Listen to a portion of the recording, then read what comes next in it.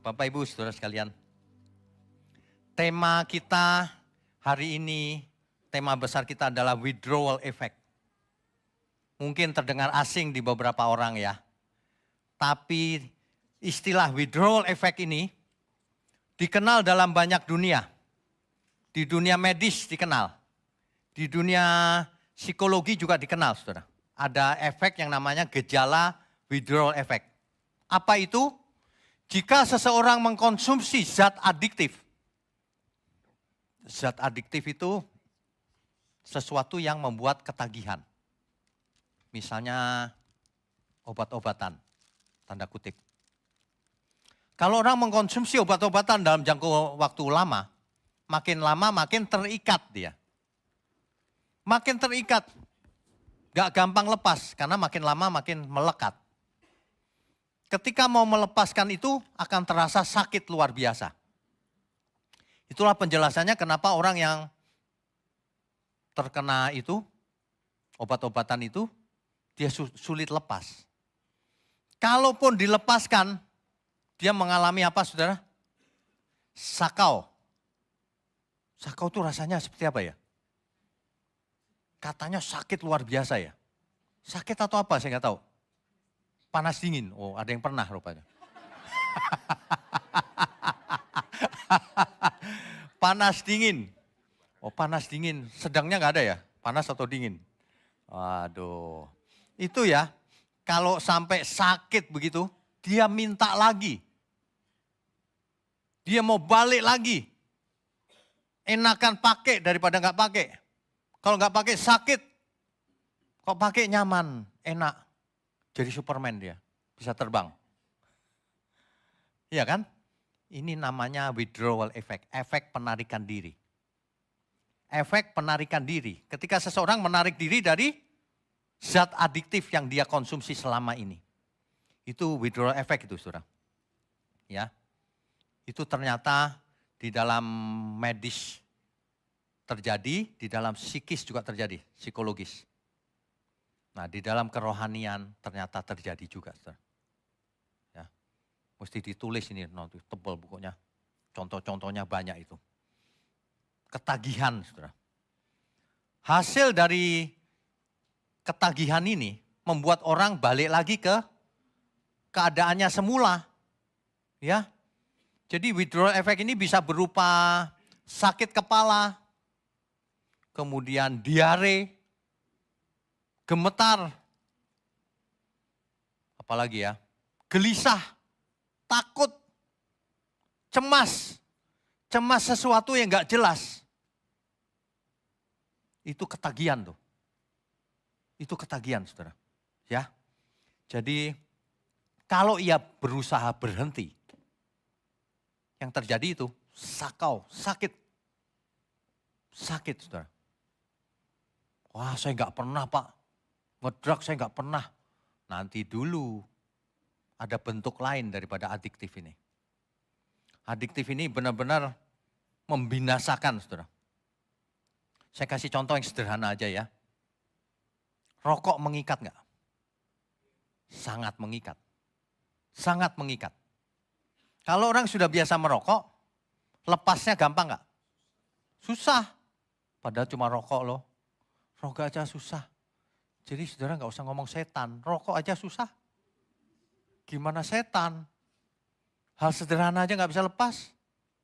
Rokok itu ya tinggal dibuang kan sebenarnya. Apa yang bikin susah? Setelah dibuang dong, baru nggak enak badan. Gelisah. Alasannya apa? Klasik. Asam. Mulutnya katanya asam kan? Saya sih nggak tahu, saya nggak ngerokok soalnya. Saya pernah coba ngerokok itu kenapa sih kok orang sampai suka banget itu. Saya kan pengen tahu ya, saya ngerokok ketika masih mahasiswa. Teman-temanku pada ngerokok semua, kenapa? Enaknya apa sih? Saya cobain. Gak enak, gak enak rasanya. Oh mungkin lama-lama enak kali ya. Tetap gak enak. Pusing saya. Gak biasa pusing kan kalau gak biasa. Aduh gak enak. Kenapa sih suka rokok? Gitu. Nah itu dia. Sesuatu yang gak enak aja jadi enak lama-lama. Terikat. Itu namanya terikat. Coba aja lepas kalau bisa. Kalau saya ya, disuruh lepas apa aja. Kok dibandingkan Tuhan kan semua nothing ya. Kalau saya suruh lepas apa aja saya lepas. Beneran. Mau rokok mau apa saya buang. Habis itu baru mulutnya asem lah apalah. Biarin aja. Kalau perlu istrinya tolong diikat mah. Biarin aja. Itu harus ditahan saudara. Tahan, jangan balik lagi. Setelah ditahan lama, keringetan dan sebagainya, nangis-nangis. Sembuh akhirnya. Prosesnya gitu. Makanya banyak orang gak bertobat. Karena bertobat sebentar, kayaknya enak tuh balik lagi. Gak ada yang tahu ini. Sekali-sekali ini. Gitu. Alasannya itu terus saya perhatikan. Ya, itu rokok. Jangankan rokok. Lemak yang kelihatannya tidak berdosa. Kan makan lemak gak berdosa dong. Masa berdosa? Kalau makan sekilo baru berdosa itu namanya. Itu ada sesuatu yang gak beres. Makan lemak sekilo. Ya, kalau sedikit gak apa-apa. Tapi kalau tiap hari. Tiap hari orang yang biasa makan gorengan. Coba sehari gak makan gorengan. Bisa gak? Nanti gak enak nih. Perut di mulut gak enak. Gak nendang. Gitu katanya. Itu ikatan namanya. Makanya kita harus melepaskan diri dari segala hal. Melepaskan diri. Tuhan Yesus berkata apa? Barang siapa tidak melepaskan diri dari segala miliknya, tak dapat jadi muridku. Gak bisa jadi murid Tuhan. Hal kecil-kecil aja kalah. Kan hidup ini perlombaan. Makanya ya, saudara kita yang agamanya Buddha, aku gak mau melekat. Teorinya bagus, gak mau melekat sama siapa-siapa. Kita juga harus tidak boleh melekat sama dunia ini. Tapi harus melekat sama Tuhan. Amin semua. Jangan lepas tidak melekat siapapun. Nanti digondol genderuwo. Kita harus melekat sama Tuhan. Ya, gak boleh melepaskan diri dari segala hal. Withdrawal effect ini nyata, saudara. Di dalam segala hal. Sangat nyata. Ya. Jadi tidak hanya obat-obatan, apa aja mengikat. Apalagi yang namanya dosa. Itu sangat mengikat. Itu sangat mengikat, saudara. Jadi prosesnya kalau mau diulang ya, gini. Biasa konsumsi zat-zat yang adiktif. Begitu konsumsi, enak, nyaman. Enak kan? Nyaman. Makan micin banyak, nyaman. Enak kan di mulut? Enak. Tapi nggak boleh kebanyakan micin. Jadi nanti jadi generasi micin. Kalau orang biasa konsumsi sesuatu yang enak, dia merasakan kenyamanan. Makanya ia berusaha mau lagi. Nyaman lagi. Terus begitu. Terus karena nyaman. Kalau nggak nyaman pasti udah nggak mau dong. Karena nyaman dia terus bolak-balik terus. Sampai suatu hari dia mengerti itu tidak baik. Lalu dia mulai berhenti. Aku mau berhenti. Begitu berhenti menggigil. Withdrawal effect. Efek penarikan diri. Boleh nggak ya sekali-sekali aja deh. Gak enak nih perasaan. Nah itu dia. Kalau menyerah, dia balik lagi. Kalau dia nggak menyerah, lama-lama hilang efek withdrawalnya itu. Withdrawal efeknya hilang. Udah nggak sakau lagi, udah sembuh. Memang begitu prosesnya. Itu proses alaminya. Hari ini kalau orang konsumsi dosa, kan udah biasa buat dosa. Adiktif dia. Korupsi sedikit.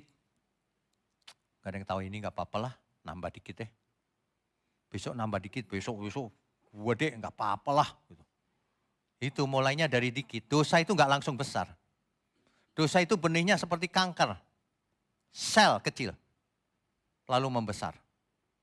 Lama-lama kalau dia matang maut dosa itu. Konsumsi dosa Nyaman dia. Dosa itu enak enggak saudara? Dosa itu enak. Kalau enggak ngapain dilakukan? Dosa itu enak, dosa apapun enak. Kalau enggak mungkin dilakukan. Tapi enaknya cuma sebentar. Ya, setelah enaknya sebentar, supaya enak lagi, buat dosa lagi. Itu penjelasannya kenapa kalau orang mau diet, ya, makanya harus pelan-pelan. Pelan-pelan, slow motion. Makannya cepat ya banyak pasti.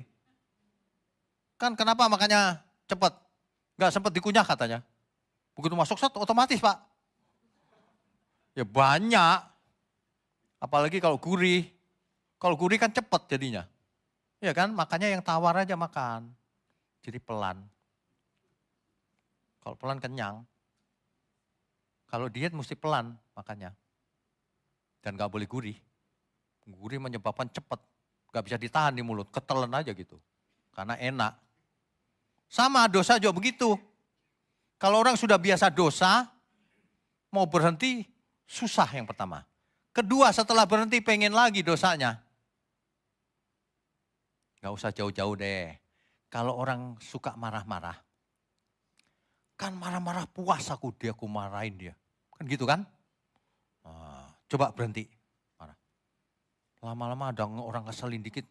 Waduh, gak apa-apa lah ya sekali ini marah lagi. Nah, balik lagi. Balik lagi saudara. Itulah penjelasannya kenapa orang yang khotbah ngawur-ngawur gak pernah bertobat. Sama, udah biasa ngawur enak. Gak usah belajar Alkitab. Ngawur aja gitu. Gak mau bertobat. Dikhotbahin kayak gini, pendeta ini ngawur ini. Gantian dia menyesat-nyesatkan kita. Itu withdrawal effect itu. Jadi dia gak mau berubah karena apa? Nanti gak nyaman. Biasa dapat persepuluhan. Biasa dapat omsetnya gede, turun. Gak nyaman. Padahal itu yang benar harusnya. Orang gak suka, gak nyaman. Padahal kalau kita ada di comfort zone, zona nyaman kita. Kita itu harus keluar kalau zona nyamannya itu Tuhan tidak berkenan. Yang utama kan Tuhan. Iya kan? Menyembahnya aja Adonai Elohim. Adonai Elohim. Artinya apa? Tuhan Allah. Adonai Elohenu. Tuhan itu Allah kita. Adonai Echad. Tuhan itu Esa, gak ada Tuhan yang lain. Tuhan kita cuma satu. Wah, kalau begitu mestinya withdrawal effect dan sebagainya itu enggak penting. Yang penting Tuhan. Kalaupun aku harus sakit, enggak masalah. Makanya ya mulai sekarang Bapak Ibu Saudara coba deh belajar. Kalau lagi sakit, coba dinikmati. Sakit kok dinikmati sih Pak?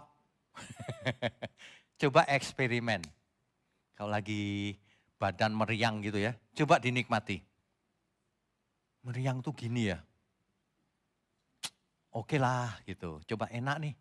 Coba belajar. Bisa gak? Kalau udah bisa belajar ya. Iya ya. Ternyata gak ada apa-apa juga kok, beneran. Ibarat orang mau mandi air dingin. Di puncak. Wih, gimana caranya? Kena dingin dikit, gitu kan? Udah langsung aja, wah gitu, langsung selesai. Eksperimen nanti ya. Beneran, langsung boom gitu. Tapi udah langsung sembuh. Iya, dikit-dikit. Gak bakalan bisa. Kalau orang mau berubah langsung, bukan sedikit-sedikit. Langsung aku mau Tuhan. Itu mestinya. Iya kan? Nah makanya orang yang biasa khotbah ngawur gak bisa berubah. Kalau dia tidak mau masuk ke withdrawal efeknya itu. Aduh aku kok salah ya, gak nyaman nih hatiku. Tapi itu bener loh, Alkitab ngomongnya begitu. Nah harusnya gitu. Ini gak nyerang aku tuh. Oh pendeta yang satu ini suka nyerang aku. Kayak gitu modelnya. Itu sebenarnya tindakan defensif sebenarnya, membela diri. Meskipun tidak sesuai Alkitab. Berarti kau gak cinta Tuhan. Kau cinta dirimu sendiri. Disuruh belajar kebenaran kok tidak mau. Kadang-kadang kebenaran itu pahit didengar. Tapi itu obat yang manjur. untuk menyembuhkan kesesatan setiap orang itu. Jangan cari obat yang manis terus. Itu bukan obat, itu gula. Kalau obat itu pahit, ya, saya kan sering kasih tahu ilustrasikan latihan. Kalau sakit dinikmati. Saya kalau sakit sama istri saya bilang, badanku gak enak banget nih. Jadi gimana? Ya gak gimana-gimana, gak apa-apa. Tenang aja, ku nikmati aja. Gak enak ya, gitu. Sambil gak enak gitu. Aduh tapi gak apa-apa lah. Saya cuma ingat gini, supaya aku gak sombong. Nanti aku sombong, gak pernah sakit, Superman gitu kan sombong. Sakit gitu, ya Tuhan. Saya pernah sakit, gak bisa gerak loh seharian. Saya diem aja sakit semua badan saya. Mungkin kecapean atau terserang virus apa kali ya. Diem aja gitu, tapi semua pada datang kan, tamu-tamu. Saya diem aja, sorry ya sakit. Bukan sombong loh ya, saya sakit. Saya diem aja, saya dengerin aja orang ngomong apa aja. Tapi saya nikmati gitu. Ya kan besok gak sakit, kapan lagi menikmati sakit? Iya kan? Oh iya ya sakit ya gitu. Iya mesti begitu jadi orang. Harus mau belajar. Yang gak doyan sayur tuh, belajar. Ngejus pare. Ayo sekarang. Pare Pak, jangan kan pare. Sayur yang enak aja saya gak doyan. Makanya sekalian aja. Tapi saya suka eksperimen loh. Kalau orang lain bilang susah, masa sih? Susahnya di mana sih? Biarin aku lakukan. Asal untuk kebaikan ya. Oh susahnya di situ kali ya. Sebenarnya nggak ada apa-apa. Itu cuma karena kebiasaan lama, nggak mau berubah. Jadi sebenarnya ada tema besar kenapa manusia tidak berubah. Salah satunya karena withdrawal effect. Karena orang nggak mau melewati jalan yang menyakitkan itu. Ketika bertobat, aduh. Gitu. Orang yang biasa, nggak boleh ngomong istilah itu ya. Nggak biasa keluar malam. Biasa pulang pagi. Coba hari itu di rumah baik-baik. Ya, baca Alkitab. Aduh Pak, aduh. Iya pasti dia aduh-aduh pasti. Aduh, kakiku kesemutan nih. Karena mau jalan terus dia, udah biasa keluyuran. Iya itu. Efek penarikan diri itu. Jadi jangan berharap kalau aku bertobat gampang. Susah. Dan harus siap. Aku mau bayar harga Tuhan. Mau pahit, mau sakit, mau harganya berapapun ku bayar. Karena ini untuk keselamatan jiwa. Karena ini untuk perbaikan karakter, pembaharuan akal budi yang dikehendaki oleh Tuhan. Amin semua. Bukan orang yang memanggil Tuhan-Tuhan yang masuk kerajaan surga. Tapi yang melakukan kehendak Bapakku yang di surga. Bukan orang yang bikin KKR, kesembuhan, yang masuk surga. Bukan. Bukan orang yang ngusir setan. Dalam nama Tuhan Yesus yang masuk surga. Bukan. Bukan orang yang menyembuhkan lewat mujizat. Bukan. Yang melakukan kehendak Bapakku yang di surga. Kalau orang cuma melakukan itu, kegiatan agama itu untuk kepentingan dirinya sendiri. Enggak masuk surga. Malah disebut kejahatan oleh Tuhan Yesus. Matius 7 ayat 21 sampai 23. Itu kejahatan. Hai kamu orang-orang jahat. Ngusir-ngusir setan pakai nama Tuhan untuk keuntungan diri sendiri. Supaya ngetop. Supaya viral. Supaya jemaat ngasih persepuluhan. Supaya diundang-undang sana sini. Wah itu mah terkutuk itu. Kalau tidak untuk kemuliaan Tuhan. Kalau untuk kemuliaan Tuhan ya gak apa-apa. Tapi kalau tidak untuk kemuliaan Tuhan itu terkutuk loh orang-orang seperti itu. Karena menggunakan kebenaran untuk jualan diri. Ada amin semua. Makanya jemaat GMM harus cerdas. Saya sering ngomong itu. Jangan bisa ditipu oleh siapapun. Banyak penipu di luar sana. Jualan firman. Supaya orang memuja lalu kasih persepuluhan. Duit ujungnya. Makanya ajarannya gak benar. Karena ujungnya duit. Orang yang tidak benar karakternya, nggak bisa dia mengerti kebenaran. Tidak mungkin. Buktikan kalau nggak percaya. Saya sudah dapat sesuatu yang saya amati, orang nggak bisa ngerti kebenaran. Kalau pikiran dan hatinya nggak bersih. Nggak bisa. Makanya Alkitab berkata, kebenaran ditutup bagi orang pintar. Orang yang sok pintar. Dibukakan untuk anak-anak. Yang sifatnya seperti anak-anak mau belajar, polos, tulus, gitu. Ya, kita mesti belajar hidup sekali ini yang tulus, yang polos, tidak ada pikiran-pikiran aneh, yang bersih, enak hidup seperti itu. Ya, di dalam gereja kita keluarga besar, enak, tidak saling mencurigai, saling menguatkan, saling menghibur, saling mengingatkan, kan gitu mestinya. Mestinya begitu loh. Gak ada yang saling fitnah. Mestinya gereja Tuhan begitu juga harusnya ya. Meskipun beda merek, beda denominasi, harusnya begitu. Tapi yang terjadi gak begitu. Waduh, ini sedih loh. Sedih banget. Orang berani ngelawan Alkitab. Waduh, padahal kalau kebenaran diajarkan benar, orang mengerti, itu aja masih harus menghadapi withdrawal effect. Susah ngelawan daging ini. Dulu bangsa Israel keluar dari Mesir, dibawa supaya tidak jadi budak di Mesir. Apa yang terjadi? Di padang gurun mereka mengeluh, enak di Mesir. Loh, di Mesir kau jadi budak. Enak di Mesir katanya, jadi budak gak apa-apa. Asal makan enak. Coba bayangkan. Itu bangsa Israel tuh. Withdrawal effect, pertama senang keluar dari Mesir. Keluar dari perbudakan. Begitu di padang gurun harus berjuang, enakan di Mesir. Mau balik lagi dia.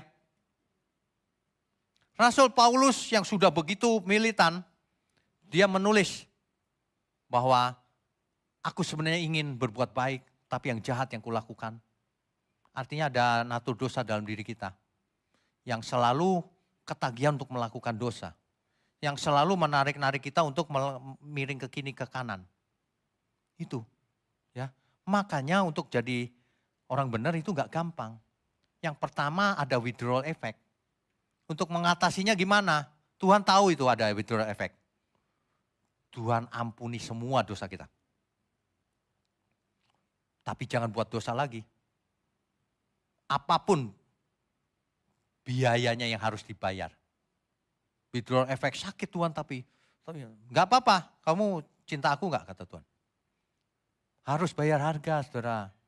Firman Tuhan berkata barang siapa tidak memikul salibnya setiap hari, tak dapat jadi muridku.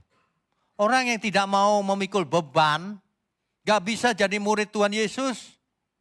Beban itu berupa diri kita yang setelah ikut Tuhan Yesus mau benar dikata-katain.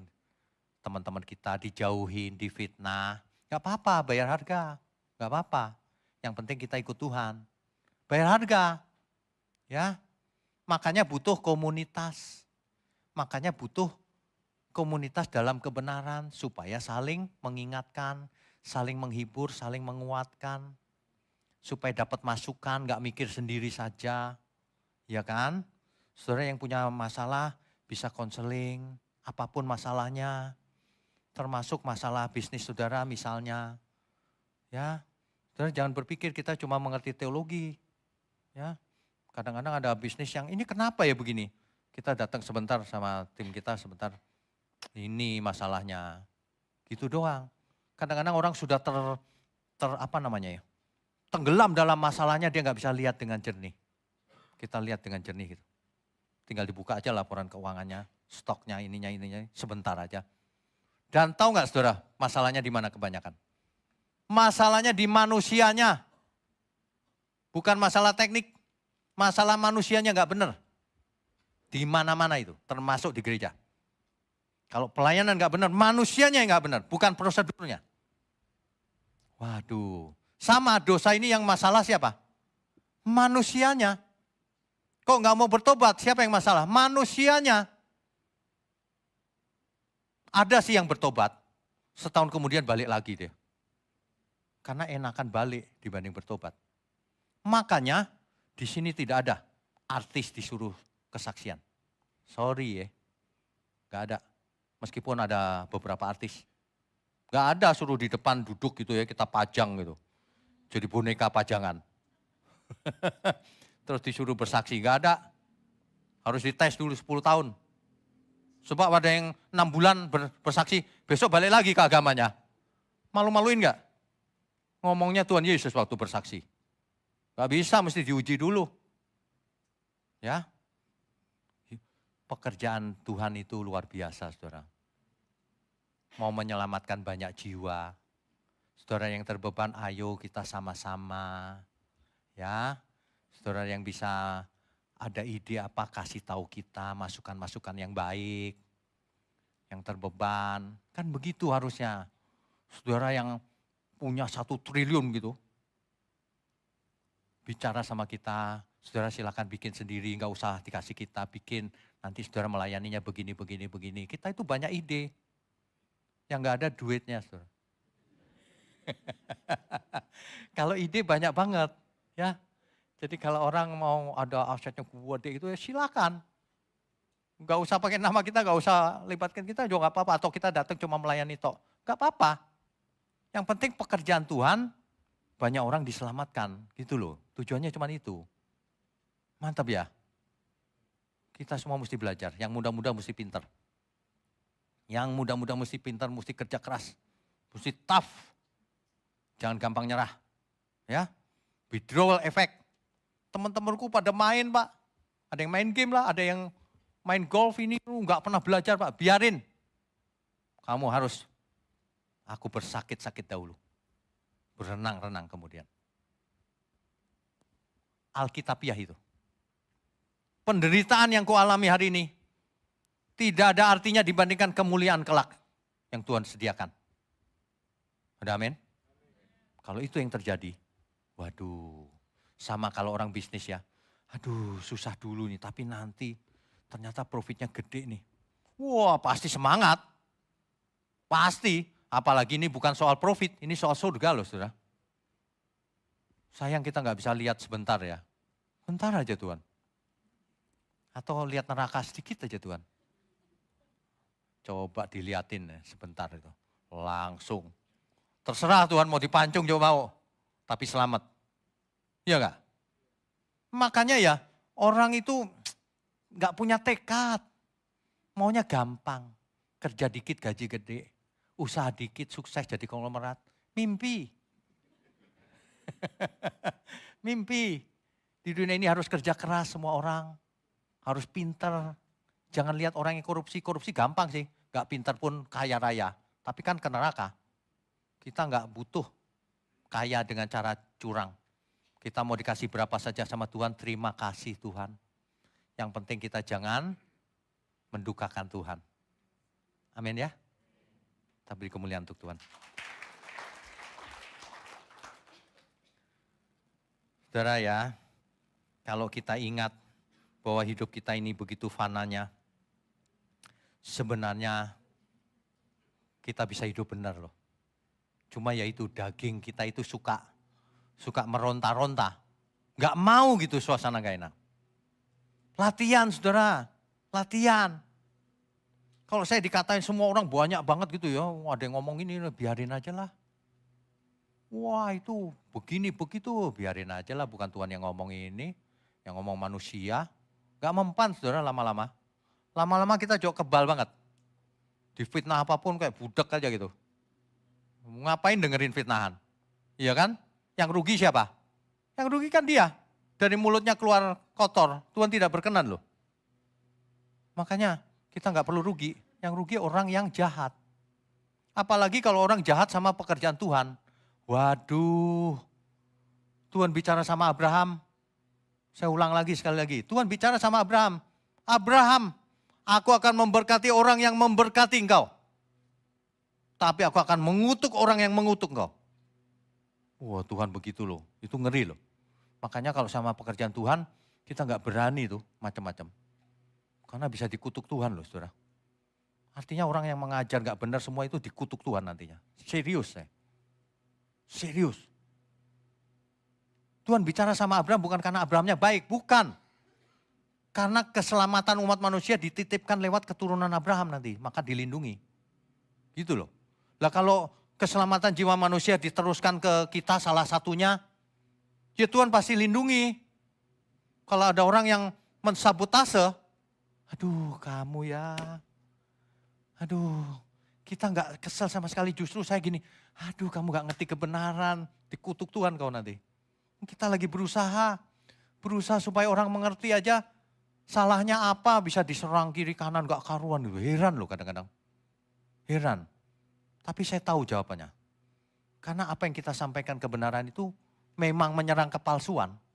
Kalau kebenaran disampaikan, kepalsuan tertelanjangi dia. Kelihatan, oh itu yang palsu gitu. Iya. Ya. Makanya apa yang kita dapat dari pelajaran withdrawal effect ini? Kalau seseorang mau berubah, langsung kena serangan gejala itu, mau balik lagi. Artinya apa? Artinya hidup ini memang perjuangan seperti yang ditulis oleh Alkitab. Perlombaan yang diwajibkan, gak gampang. Itu loh artinya. Artinya kalau ada yang ngajarin, kamu sudah selamat, gak usah ngapa-ngapain. Itu pasti dari setan tuh. Pasti. Yang benar itu kamu mesti hidup kudus. Berusaha. Ada orang yang ngajarin di luar sana. Kamu sudah selamat. Sudah Kristen kan sudah selamat. Keselamatan bukan karena perbuatan baik. Gak usah buat baik. Tuhan yang kerjakan semua. Wah itu setan loh itu. Itu dari setan saudara. Meskipun bentuknya gereja. Dengerin yang di luar sana. Komentarnya saya tungguin. Habis gemes lihatnya. Jemaat mesti diajar bener. Dirusak sama mereka. Kau udah selamat, gak usah ngapa-ngapain. Tuhan yang kerjakan semuanya katanya. Bahkan kau sudah ditentukan Tuhan selamat sebelum lahir. Ngawur gak karuan gitu. Padahal setiap kita siapapun, meskipun dosamu merah seperti kirmisi, akan jadi putih kalau bertobat. Artinya kita harus bertobat, itu bagian kita. Bertobat, tahan kena gejala itu, withdrawal effect. Tahan saudara, biarin aku sakit, gak enak dimusuhin banyak orang, badanku jadi sakit dan sebagainya. Terus tahan, baru lulus. Bayangin kalau orang sekolah dibagiin ujian, soal ujian. Ini uji soal kok susah-susah ya. Malas gak mau ikut ujian. Ya udah sono, gak lulus. Jelas ya maksudnya ya. Nah makanya dengan pelajaran withdrawal effect ini langsung ketahuan teologi yang salah itu. Yang orang tidak mau berjuang, tidak usah berjuang, udah selamat katanya. Itu pasti salah saudara. Mau kita masuk bertobat langsung kena withdrawal effect. Waduh, perjuangan hidup ini. Makanya Tuhan Yesus memberi contoh teladan bagi kita. Yang maha tinggi, anak Allah yang maha tinggi turun ke bumi. Jadi manusia mengosongkan diri. Lahir melalui Maria. Itu Tuhan loh, bukan manusia biasa. Mengosongkan diri jadi manusia. Supaya apa? Supaya kita bisa melihat. Ternyata bisa ya manusia biasa ya berjuang. Harus berjuang ternyata. Tuhan Yesus saja berjuang dengan ratap tangis dan air mata. Ya berdoa kepada Dia, Bapaknya tentu. Yang bisa menyelamatkannya dari maut. Baca itu kitab Ibrani. Tuhan Yesusnya yang meskipun ia adalah anak, ia taat sampai mati, belajar. Artinya kita harus seperti Tuhan Yesus, belajar, taat sampai mati di kayu salib. Di salib kita masing-masing pikul salib. Matikan manusia lamamu itu. Withdrawal effect, enggak masalah. Sakit apapun ikutin. Enggak enak, enggak masalah. Lama-lama jadi enak. Saudara tahu kalau orang belajar makan pare pertama kali, muntah. Tapi lama-lama jadi enak. Beneran. Orang yang enggak doyan pare, bingung lihat orang doyan pare. Kayak orang aneh. Bukan, kau yang aneh. Nanti pulang itu yang ngejus pare ya. Jus pare terus dipandangin doang. Disedot kalau berani. Itu menyembuhkan diabetes loh. Beneran. Orang yang diabetes parah, pare. Jus, mentah, sembuh. Bukan sembuh, terkendali. Ya. Makanya obat itu seringkali pahit rasanya. Jangan yang manis-manis terus. Firman Tuhan yang benar itu keras, bukan lunak. Yang lunak-lunak itu bubur. Pasti salah itu. Kalau kau ikut Tuhan Yesus, pasti kaya. Gak usah kerja, nanti gajinya gede. Kamu tidur pun nanti dikirimin orang uam. Kekayaan bangsa-bangsa akan ditransfer ke rekeningmu. Rupanya banyak yang kena korban ya di sini. Sampai ketawa-ketawa. Sampai hari ini gak ada kan yang transfer? Kalau dibohongin mau. Mana ada cerita begituan. Dibohongin semua. Ya. Hari ini ya. Siang ini saya cuma menghimbau gini loh. Hidup kita cuma satu kali. Sementara jangan sampai gagal. Kalau kita lagi susah, jangan menyerah. Semua orang pernah susah kok. Ya, tetap aja, tetap tekun. Hidup ini cuma 70-80 tahun rata-rata. Tapi kekekalan tak terhingga. Jangan sampai gagal kekekalan gara-gara cuma 70-80 tahun. Orang yang kaya raya triliunan aja cuma bisa menikmati 10 tahun, paling nggak nyampe kali. Iya kan, biasanya orang punya uang banyak karena sudah tua juga kan. Kecuali masih muda dapat warisan itu lain lagi. Udah tua, uangnya banyak. Ya udah nggak bisa apa-apa, mau ngapain? Mau makan 10 piring? Nggak mungkin juga, makan makin dikit lagi. Kadang-kadang malah nggak makan nasi. Ya kan? Itu, makanya hidup yang cuma sekali ini yuk kita sama-sama. Yuk kita sama-sama yang benar hidupnya. Saudara yang punya talenta banyak, persembahkan, ikutan kita, melayani entah bidang apa, jangan disimpan talentanya, ya. Saudara yang punya sumber daya banyak, kasih tahu kita, siapa tahu kita butuh sesuatu sedikit, bisa dikerjakan. Kan enak kalau semua orang saling membantu. Barulah itu namanya persekutuan. Barulah itu namanya gereja Tuhan. Bukan cuma gerombolan. Itu orang-orang gerombolan itu namanya, yang enggak bekerja sama, enggak saling mengasihi. Ya. Amin ya Saudara ya. Ya. Jadi hari ini kita belajar gejala withdrawal effect ini hendaknya bisa membuat kita bertobat lagi sekali lagi. Manusia itu cinta kebenaran sebenarnya. Ada gak manusia yang gak cinta kebenaran? Gak ada sebenarnya. Aku gak mau hidup benar, gak ada. Semua orang cinta kebenaran, tapi sikapnya ambivalen. Ambivalen itu apa maksudnya? Begini loh, aku mau kebenaran, tapi jangan deket-deket ya. Gitu loh. Mau, tapi sekaligus takut. Kebanyakan orang begitu saya lihat. Kenapa takut? Takut dituntut lebih besar. Melayani Tuhan ya, jangan. Takut kenyamanannya hilang. Padahal kalau kita melayani Tuhan ya melayani aja. Emang kehilangan apa kita? Kalau lagi gak sempet ya gak apa-apa juga kok. Gak gini melayani Tuhan. Awas ya, absen. Saya absen setiap saat. Minggu, kemana kau minggu gak kesini? Denda, bayar. Kali itu mengerikan tuh. Gak ada. Atau gini, lagi sakit saya samperin. Tahu gak kenapa kau sakit? Gak bayar persepuluhan sih. Kalau itu mengerikan. Gak ada di sini gitu. Di sini adanya kebenaran. Yang penting kita benar di mata Tuhan. Mau sakit, mau enggak masalah.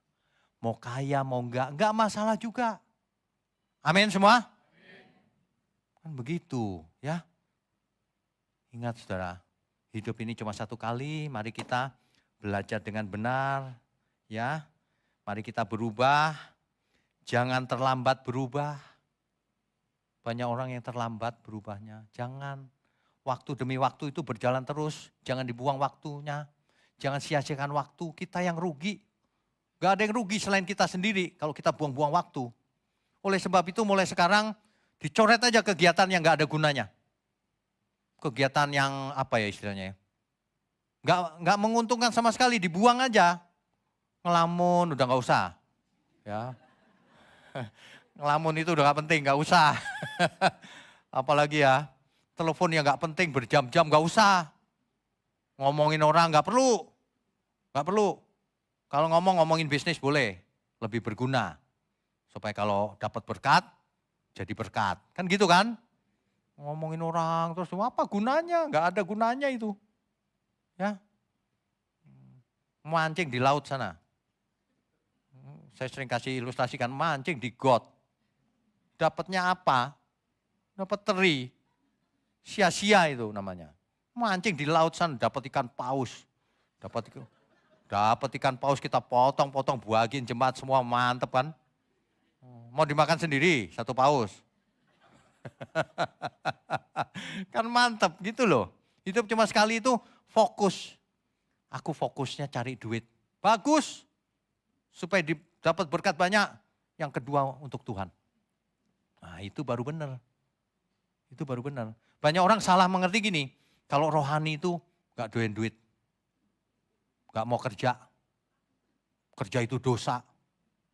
Gak boleh bergaul dengan sesama. Menyendiri. Itu bukan rohani.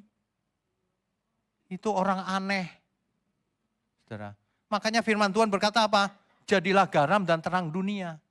Artinya kita harus nyebur ke dunia ini. Menjadi garam dan terang. Menjadi berkat gitu loh maksudnya ya.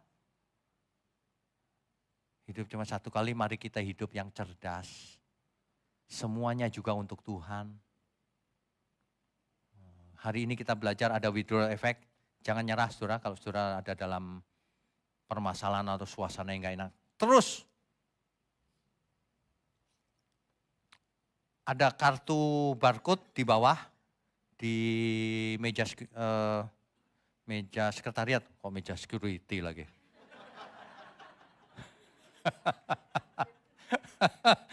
Meja sekretariat. Bagi saudara yang jemaat baru ada? Silakan angkat tangan. Oh ada. Selamat datang Ibu. Selamat datang di keluarga GMM. Ibu tapi tahu ya singkatannya GMM ya? Oh enggak tahu. Gereja Mami-Mami. Bukan, gereja mula-mula ya. Selamat datang, kita senang sekali kalau ada yang baru. Nah, ada barcode. Silakan di-scan pakai handphone masing-masing, diisi datanya. Yang penting ada nama, ada nomor WA kalau nggak salah.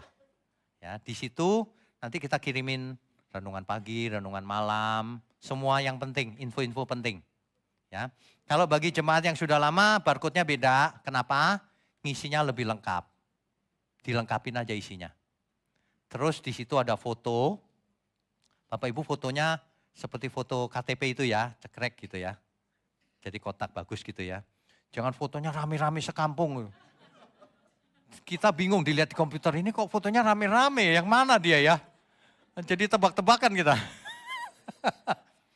Udah gitu ada yang fotonya lagi gaya lagi. Ini, aduh ini gimana sih? Foto-foto itu nanti jadi itu, kartu jemaat. Jadi kartu jemaatnya bukan berupa kartu fisik gitu ya, di handphonenya. Jadi nanti kalau ditanya orang jemaat mana? Gitu. Ya, fotonya yang rapi gitu, jelas.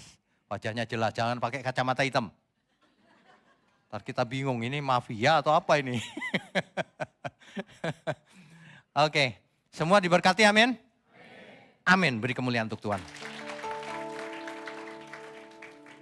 Baik Bapak Ibu Saudara yang masih tersisa sedikit kursi atau tempat untuk retreat.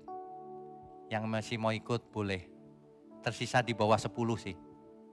Masih bisa kalau mau. Ya. Retreat bulan Juni akhir.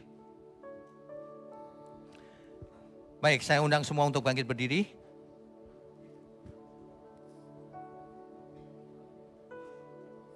Fananya dunia ini.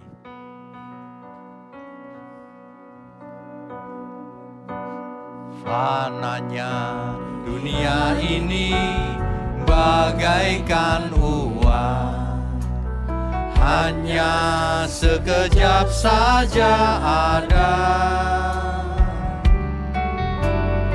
Hidup di bumi hanyalah singkat. Untuk apa kita dicipta?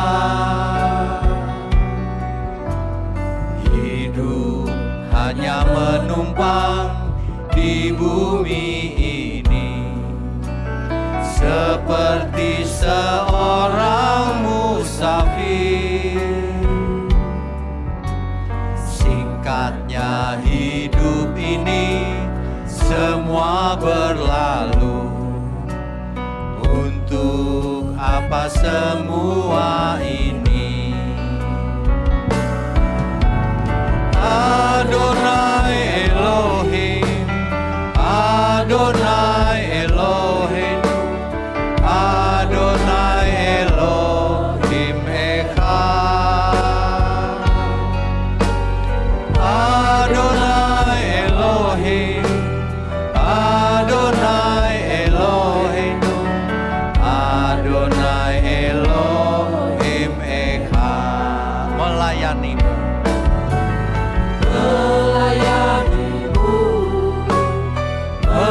melayanimu, melayanimu sampai akhir. Melayanimu, melayanimu, melayanimu selamanya. Musik saja. Bapak Ibu Saudara sekalian, hidup ini perjuangan. Kalau saudara sedang berjuang hari ini, mengatasi natur dosa, dan mengalami gejala withdrawal effect, jangan menyerah. Tahan, tekun, taat sampai mati. Hidup cuma satu kali. Jangan menyerah, saudara. Tuhan mau kita menang. Penyertaan Roh Kudus dalam diri kita nyata. Penyertaan Tuhan nyata dalam diri kita. Hidup ini melayani sesungguhnya. Melayani dalam segala aspek kehidupan kita. Yang masih muda belajar yang pintar. Cari pasangan yang benar. Jangan gagal. Usaha yang keras. Persembahkan untuk Tuhan. Amin ya. Melayanimu Tuhan. Melayanimu, melayanimu, melayanimu sampai akhir. Melayanimu, melayanimu, melayanimu selamanya. Melayanimu selamanya. Melayanimu selamanya. Melayanimu selamanya.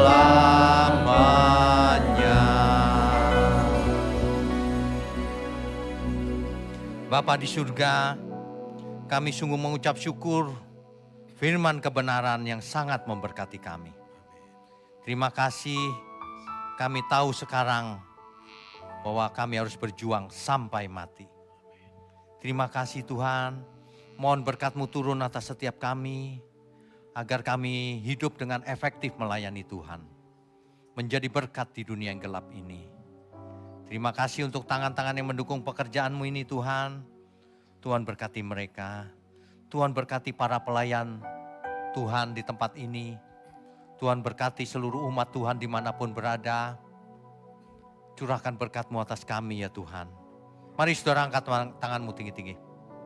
Kami sambut segala berkat, semua yang baik dan berkenan bagi Tuhan. Turun atas kita semua. Hanya di dalam nama Tuhan Yesus Kristus. Haleluya. Semua yang percaya katakan amin. Amin. Amin. Haleluya. Silakan duduk Bapak Ibu. Terima kasih untuk pelayanan Bapak Gembala, Bapak Pendeta Wignyotanto dan semua tim juga yang melayani hari ini. Tuhan Yesus memberkati. Bapak Ibu sekalian, khususnya yang baru pertama kali beribadah di tempat ini, sekali lagi kami mengucapkan selamat datang dan selamat bergabung. Jangan merasa asing, ya. Jangan merasa asing, kita saudara dalam Tuhan. Bapak Ibu, teman-teman penata lain boleh samperin dan boleh nanti mendampingi sejenak ya. Kemudian Bapak Ibu, sembari kita beranjak dari tempat kita masing-masing, satu informasi tambahan bagi kita bahwa hari Kamis ini, tanggal 29 Mei ada ibadah kenaikan Tuhan Yesus, peringatan kenaikan Tuhan Yesus. Kembali kami mengundang setiap kita boleh hadir bersama-sama hari Kamis tanggal 29 Mei 2025. Sampai jumpa di hari itu, Tuhan berkati, selamat beraktivitas, selamat berakhir pekan. Shalom.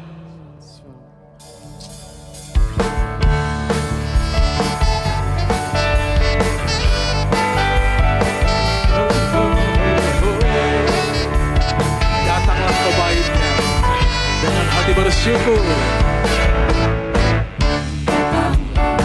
ke baitnya dengan hati bersyukur, ke dalam pelatarannya dengan hati bersuka, rasakan dan lihatlah betapa baiknya Tuhan bagi yang berlindung padanya.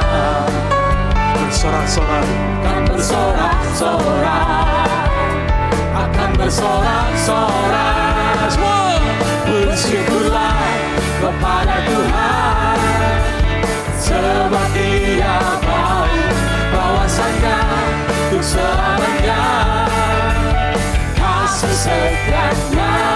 Bersyukurlah kepada Tuhan, sebab Dia baik, bahwasanya untuk selamanya kasih setianya.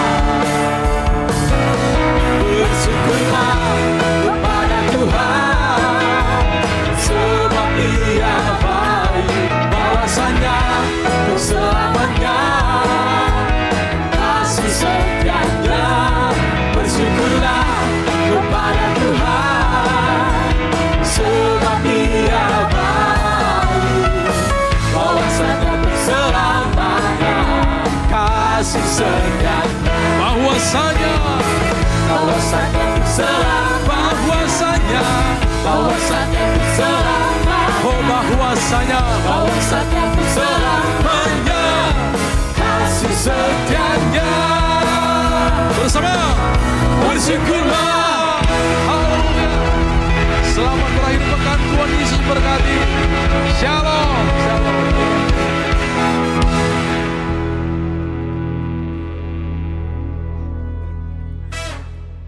Terima kasih semuanya, Tuhan berkati.